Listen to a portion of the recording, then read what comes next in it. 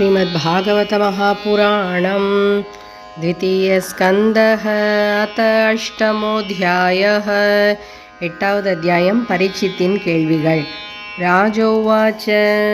ब्रह्मणा चोदितो ब्रह्मन् गुणाख्याने अगुणस्य च यस्मै यस्मै यथा प्राह नारदो देवदर्शनः एतद्वेदितुमिच्छामि तत्त्वं वेदविदां वर हरेः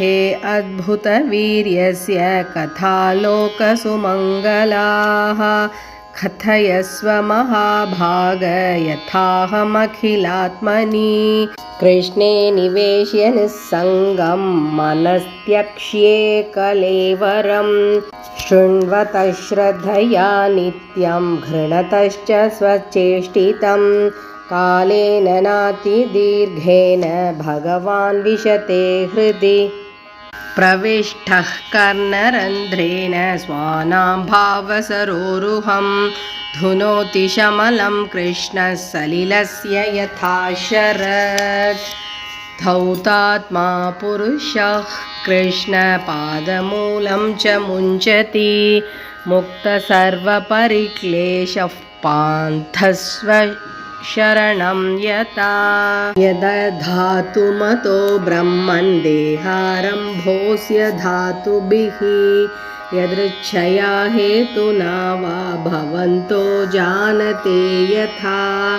आसीत् यद् उदरात् पद्मं लोकसंस्थानलक्षणं यावानयं वै पुरुष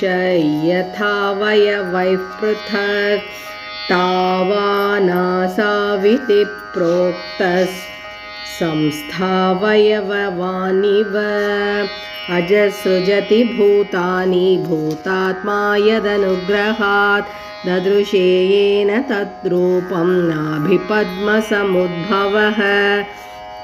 स चापि यत्र पुरुषो विश्वस्थित्युद्भवाप्ययः मुक्त्वात्ममाययां मायेश शेते सर्वगुहाशयः पुरुषावयवैर्लोका सपालाः पूर्वकल्पिताः लोकैरमुष्यावयवा सपालैरिति शुश्रुम यावान् कल्पो विकल्पो वा यथा कालोऽनुमीयते भूतभव्यभवच्छब्द आयुर्मानं च यत्सतः कालस्यानुगतेर्यातो लक्ष्यतेऽन्विबृहत्यपि यावत्यः कर्मगतयो यादृशी द्विजसत्तम यस्मिन् कर्मसमावायो यथा येनोपगृह्यते गुणानां गुणिनां चैव परिणामम् अभीप्सताम् भूपातालकव्योमग्रहनक्षत्रभूभृतां सरित्समुद्रद्वीपानां सम्भवश्चैतदोकसां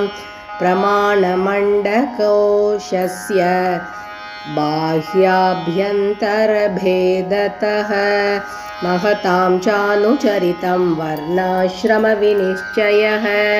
युगानि युगमानं च धर्मो यश्च युगे युगे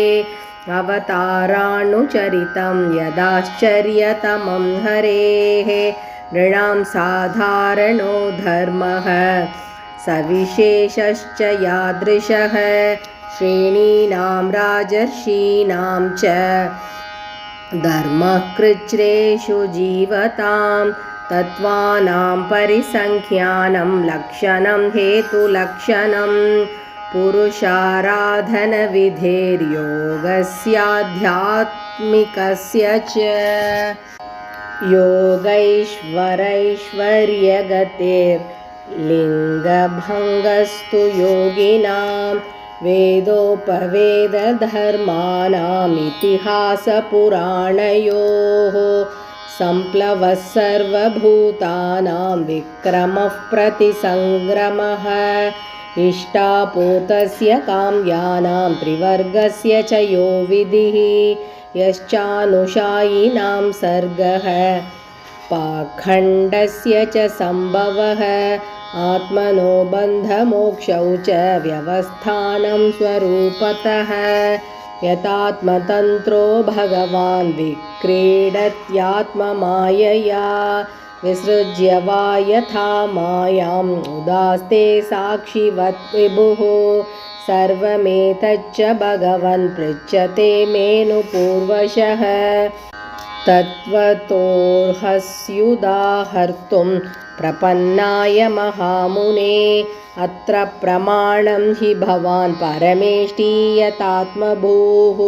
परे चेहानुतिष्ठन्ति पूर्वेषां पूर्वजैः कृतं न मे सवः परायन्ति ब्रह्मन् अनशनादमी पिबतोच्युतपीयूषं मन्यत्र कुपिताद्विजात् सूत उवाच सौपामन्त्रितो राज्ञा कथायामिति सत्पतेः ब्रह्मरातो वृषं प्रीतो विष्णुरातेन संसदि प्राह भागवतं नाम पुराणं ब्रह्मसंहितं ब्रह्मणे भगवत्प्रोक्तं ब्रह्मकल्प उपागते यद्यत्परीक्षिदृषभः पाण्डूनाम् अनुपृच्छति आनुपूर्वेण तत्सर्वम् आख्यातुम् उपचक्रमे इति श्रीमद्भागवते महापुराणे पारमहंस्यां संहितायां द्वितीयस्कन्धे प्रश्नविधिर्नाम अष्टमोऽध्यायः। हरे नमः हरे नमः हरे नमः।